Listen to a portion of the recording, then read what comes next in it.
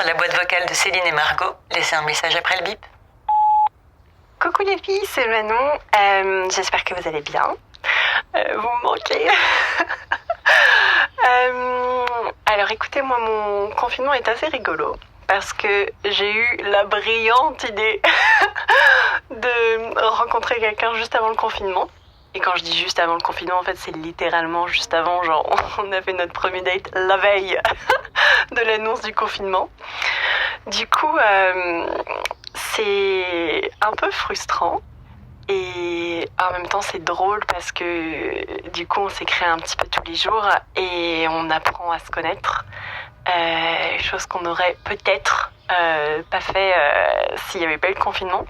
Et je sais que quand on va se revoir, ça va être trop bien.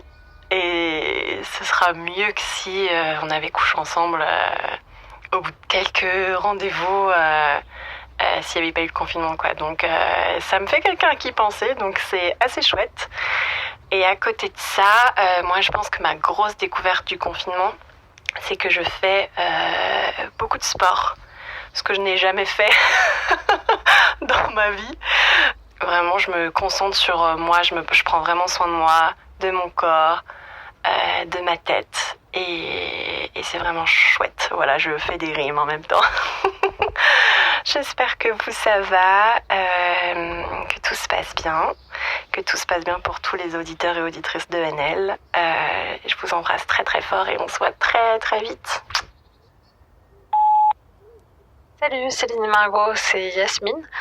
En fait, pour tout vous dire, ce qui a été le plus dur pour moi, c'est plutôt la décision de rejoindre mon copain pour vivre le confinement ensemble. Pour vous donner un peu de contexte, ça fait 5 ans et demi qu'on est ensemble. On a habité ensemble pendant 3 ans et demi chez lui, dans son appartement à Paris. Et tout se passait bien, à quelques exceptions près, qui ont fait qu'on s'est séparés quelques mois. Et j'ai pris mon appartement pour retrouver mon indépendance et un peu mon autonomie. Alors on est restés ensemble pendant ce moment-là, chacun chez lui. Donc lorsque le moment du confinement un peu se rapprochait, on en a discuté. Et je me demandais vraiment si on était assez solide pour réhabiter ensemble, si c'était pas trop tôt. J'avais très peur de pas pouvoir gérer mon anxiété et de lui faire subir. Mais finalement, son optimisme m'a touchée. Il avait vraiment envie que je le rejoigne. C'est un petit peu l'un des aspects qui m'ont d'abord fait tomber amoureuse de lui. C'est un peu un bisounours, c'est quelqu'un qui est très tendre, très affectueux et qui est plein d'amour. Alors j'en parle et j'ai l'émotion, enfin j'ai les larmes un peu dans la gorge. Donc du coup, je me suis décidée de me lancer et je l'ai rejoint. Alors depuis, ça se passe très très bien. Et en fait, on est très contents d'être ensemble et moi aussi, vraiment, je regrette pas du tout ma décision. Et puis même pour toutes les choses qui se passaient pas très très bien, ça se passe vachement mieux. Voilà. Salut, c'est Axel. Ce qui a changé par rapport à avant, comme dit mon pote Fabrice, c'est comme si on avait monté la chroma de tout, c'est-à-dire tout a plus de couleurs, tout a plus de goût, tout a plus d'odeur, tout est multiplié en fait. Et c'est vraiment un effet loupe sur tout ce que t'as mis de côté avant et qui là te ressort bien dans la gueule, quoi. Donc, et déjà tout seul, c'est pas évident. Alors j'imagine que quand t'es dans une relation en couple, que tu vis à deux et que tu te retrouves coincé entre guillemets, ça doit être du sport. Pour moi, ce confinement, c'est quelque chose d'assez ouf. C'est quelque chose de... C'est un cadeau, en fait. Après, c'est un cadeau un peu suremballé. On n'a pas la notice. Et du coup, comme souvent, les cadeaux, on les a pas choisis. Donc, faut apprendre à essayer de voir l'intention qu'il y a derrière. Et puis, prenez soin de vous. Je vous embrasse. À bientôt. Coucou les filles, du coup le confinement ça a ses côtés positifs, enfermé avec mon copain depuis maintenant 3 semaines, on se rappelle quand même qu'on est heureux d'être ensemble et qu'on s'aime. Moi qui ai habituellement beaucoup de mal à dire ce qui va pas, j'y arrive beaucoup plus en confinement. Sinon j'ai un petit sentiment de déception, j'avoue, je pensais qu'on passerait notre temps à faire l'amour, surtout avec ma libido, et finalement pas tant. En plus, je trouve que c'est un peu moins spontané. À chaque fois, tout semble un peu calculé. Je me pose beaucoup plus de questions aussi. Est-ce qu'il aime? Est-ce qu'il prend du plaisir? J'ai beaucoup moins de lâcher prise au final que d'habitude, alors qu'on a carrément moins de soucis extérieurs comme le boulot par exemple. C'est un peu comme si finalement, habituellement, c'était libérateur et là, pas autant. Ça me rend un peu nostalgique du début de notre relation, je crois, parce que je peux pas m'empêcher de m'imaginer ce qu'aurait été le confinement à ce moment-là de notre relation par rapport à maintenant. Enfin voilà un petit peu mon ressenti. Merci beaucoup. Le confinement est arrivé au moment où je me libérais sexuellement. J'ai 29 ans et j'ai été en couple pendant 10 ans avec 3 hommes différents. Ça fait 1 an du coup presque que je suis célibataire. Les 6 premiers mois ont été un petit peu compliqués parce que j'ai accusé le coup de me retrouver toute seule parce que je ne l'avais jamais été. Et depuis la fin d'année 2019, je me retrouve. J'apprends à me connaître et me surprendre. Là, je profite de ce temps que j'ai chez moi quand je ne travaille pas pour lire plein d'ouvrages sur les femmes, le droit des femmes, sur la sexualité. Et dernière découverte, et non des moindres, je me suis inscrite sur le site Oh My God Yes, qui montre en fait plusieurs études scientifiques sur la manière pour une femme d'atteindre les orgasmes. Et là, c'est pareil, c'est un contenu qui est assez cru, mais qui, je pense, va être bénéfique pour pas mal de femmes et d'hommes, et notamment moi, parce que je pensais être assez avertie sur le sujet, et en fait, c'est pas tant le cas que ça. Et j'ai vraiment hâte de sortir du confinement pour mettre un petit peu en application tout ça. Merci pour ce que vous faites, les filles. Bonjour à Céline et Margot. Moi, je m'appelle Sofia, j'ai 24 ans et je suis italienne. D'ailleurs, merci pour votre podcast. Je l'adore, mais c'est aussi un excellent moyen d'entraîner mon français. Et moi, je suis en train de vivre ce moment d'une manière un peu douloureuse parce que mon copain est français et il est confiné en France alors que moi je suis confinée en Italie. C'est dur de ne pas savoir quand on va se revoir, quand les frontières vont rouvrir. Et disons qu'on avait des projets, on avait prévu de passer les vacances de Pâques ensemble, mais on n'a pas pu forcément. Je me sens un peu seule, même si je sais qu'on est en quelque sorte toujours ensemble. Et on a vécu un moment de peur, disons, parce que j'ai eu un gros retard sur mon cycle menstruel. Et même si la dernière fois qu'on a eu des rapports, on a utilisé des préservatifs, on a eu quand même peur et j'ai dû faire un test des grossesses et heureusement c'était négatif comme on s'en doutait, mais c'est une expérience que j'ai faite toute seule, mais lui il a été vraiment très, très proche de moi malgré la distance et on a parlé beaucoup de ça et il a compris que j'étais un peu stressée et lui il l'était aussi. Je vous embrasse fort, j'espère que vous allez bien et merci de votre travail et d'être si proche de nous malgré la distance et malgré tout. Merci à toutes les deux pour cette jolie démarche. Étonnamment, ce confinement aura fait le plus grand bien à mon érotisme et à ma sexualité. Parce que avant ça, il s'est fait complètement engloutir par l'aspect pratique et pragmatique de la vie. Du coup, il s'est éteint, il s'est mis en veille. Et avec ce confinement, il y a eu de la place pour le plaisir, pour l'imagination. Et c'est fortement aidé par une rencontre, par un garçon que je connais très très peu. Et du coup, il y a tout un pan à imaginer. Alors, je sais pas à quoi ça ressemblera après, une fois que ce sera réel, de nouveau. Mais ça réveille un peu les mêmes émotions que quand j'avais 16 ans, que j'avais pas le droit d'aller dormir chez mon copain et que je pouvais juste lui inventer et lui fantasmer par SMS ce que j'aimerais lui faire et ce qui était toujours beaucoup moins fou en vrai. Mais reste que ce confinement, de ce point de vue-là, au moins, je le vis comme ça. Merci beaucoup encore pour cette démarche et prenez tous bien soin de vous. Bonjour à toutes les deux. Alors voilà, il est 5h du matin et je vais bientôt partir au travail, dans 30 minutes exactement. Le temps que je prends pour moi, juste pour moi, il est assez court, mais je le prends pratiquement tous les jours. C'est très important quand même de prendre soin de soi, genre je fais n'importe quoi. Je peux me masturber comme je peux me maquiller ou jouer aux jeux vidéo. Et je voulais vous dire aussi que donc j'habite avec mon chéri depuis 1 an. Donc je suis confinée avec lui dans l'appartement. Mais sauf que lui, en fait, ça fait 1 an et demi qu'il reste à la maison à cause d'un accident.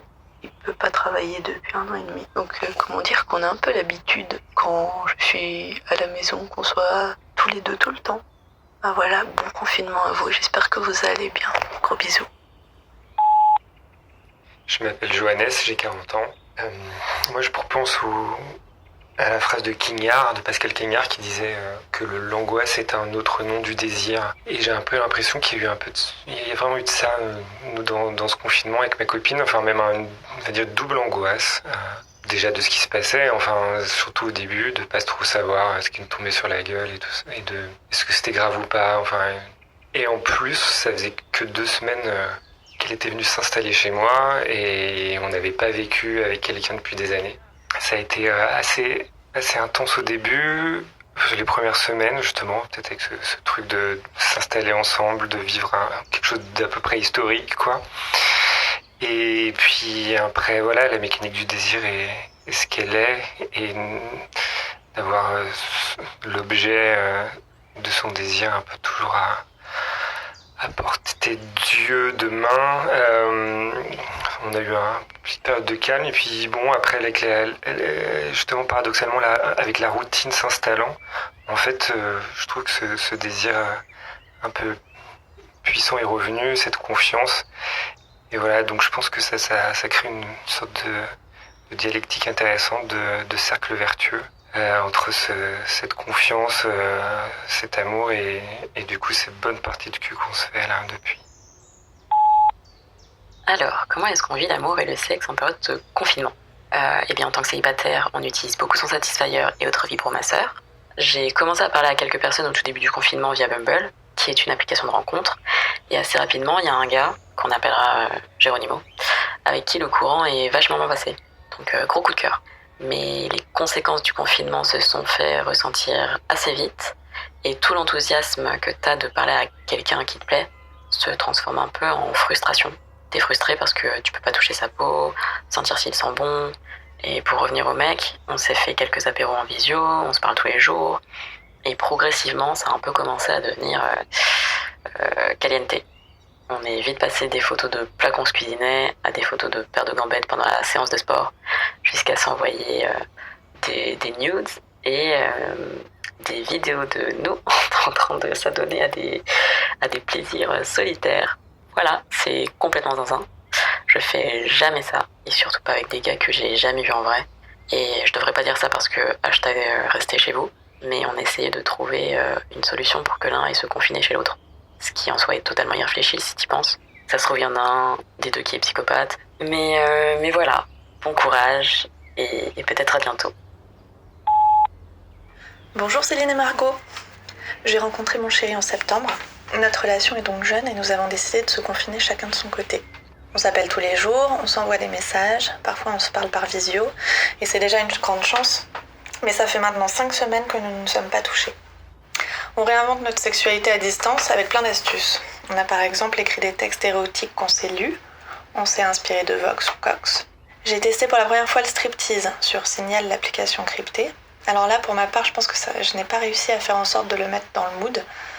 J'ai testé de lui envoyer des photos de morceaux de mon corps. C'était une idée proposée par un follower sur le compte Orgasme et moi, il me semble. Mais ça n'a pas eu l'air d'éveiller son intérêt. On fait parfois du phone sex, toujours sur Signal, mais c'est vraiment beaucoup moins bien. Et maintenant, je me demande, et on se demande, comment vont se passer nos retrouvailles. Est-ce que ça va revenir comme avant, exactement ? sait pas ce qui va changer. Et si ça change, j'espère que ce sera pour renforcer notre couple. Hola, je vous appelle du Mexique, où je suis pour 1 an et où je passe donc le confinement. Ici, la quarantaine, c'est pas obligatoire, puisque beaucoup de personnes ne peuvent pas se le permettre financièrement, mais la plupart des gens sont confinés, et ça se voit surtout dans les rues qui sont ultra vides. Je suis avec mon copain depuis environ 3 mois, et on a pensé à passer le confinement donc ensemble, mais malheureusement, il y a eu des problèmes avec ses colocs, et j'ai pas pu emménager chez lui. Du coup, ça a été un peu la première frustration du confinement. Mais au final, on a trouvé une solution qui n'était pas si mauvaise. On passe les semaines confinées chacun chez soi et le week-end, je viens me confiner chez lui. Et puis ça nous fait une petite promenade ensemble. Par contre, ce qui reste un problème, c'est qu'on a réagi ultra différemment à la situation. Et ce qui influe donc sur notre libido. Moi, j'étais un peu stressée au début de la quarantaine parce qu'il fallait que je réfléchisse à rentrer en France ou non. Finalement, j'espère pouvoir rentrer dans quelques mois. Et du coup, là, pendant le confinement, je suis ultra relax. Je suis en vacances, j'ai plein de projets créatifs. Mais lui, il est dans une situation complètement différente. Il reçoit plus que 1/10 de son salaire habituel, alors qu'il continue à travailler en télétravail. Et il a dû organiser un déménagement en pleine quarantaine parce que ça se passait pas bien avec ses colocs. Tout ça pour dire qu'on n'est pas au même niveau de libido. J'ai eu une baisse de libido au début du confinement, mais je suis de nouveau au taquet. Et lui, pas trop quoi. Ce qui est compréhensible vu ce qu'il traverse. Mais voilà, c'est un peu un nouveau challenge quoi. Entre-temps, tout le reste va bien et j'espère que pour vous deux aussi. Et je vous envoie plein d'amour du Mexique. Salut Céline, salut Margot, c'est Anne-Laure. Pour faire un petit point confinement, je jongle avec ma vie de professionnelle, de chef d'entreprise, ma vie de maman, ma vie de conjointe. Donc c'est un exercice assez intéressant parce qu'effectivement il faut compartimenter tout en étant disponible pour tout ça.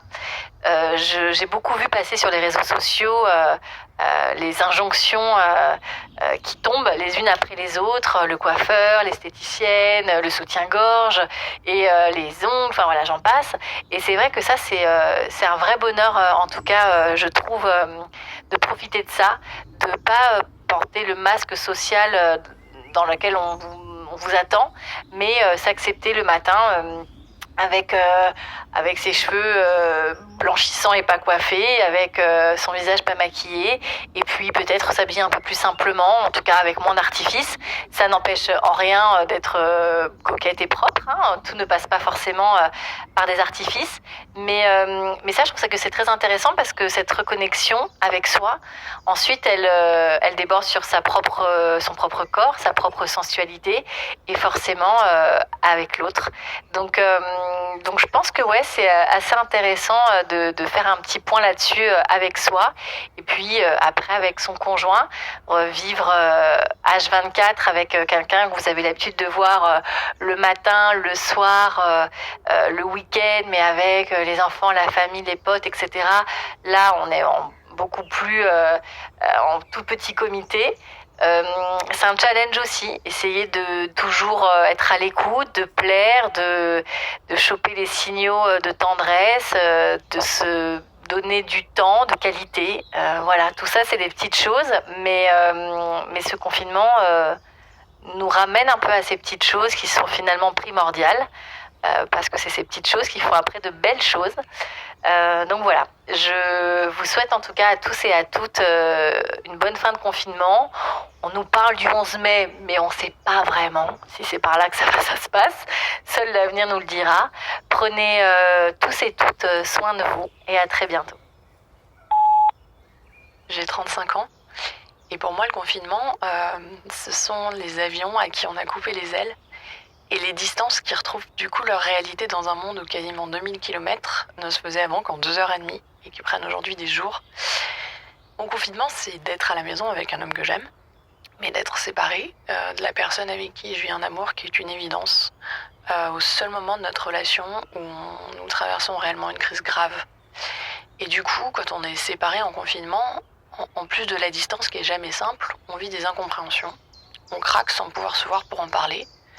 On a cet amour dont on doit se rappeler qu'il était extraordinaire, qui se retrouve attaqué par la peur, la douleur et d'autres choses. Et c'est aussi se sentir coupable après avoir dit une phrase de trop, de ne pas pouvoir réparer. Et c'est la peur de ne pas en avoir la possibilité parce qu'on est loin et parce qu'on ne sait pas quand est-ce qu'on pourra se serrer dans les bras. C'est avoir peur qu'en fait ce soit trop tard. Et bien sûr, personnellement, j'ai aussi cette angoisse qu'il tombe malade ou qu'il arrive quelque chose et que ça se passe loin et que je ne puisse pas le retrouver. Plus le manque, bien sûr. En fait, je me dis qu'il suffira d'un regard et d'un sourire pour que tout revienne. Et en fait, j'en rigole parce que ça me fait tellement penser aux chansons des années 90, genre Promise Me ou It's All Coming Back to Me Now, sur lesquelles on a envie de chanter à pleine voix entre deux sanglots dans la voiture avec ces clips super caricaturaux là.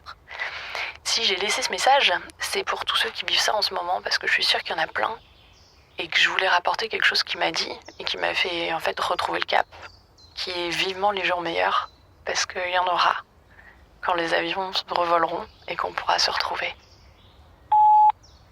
Je me suis fait larguer et le Covid-19 me propulse dans la Colombie caribéenne.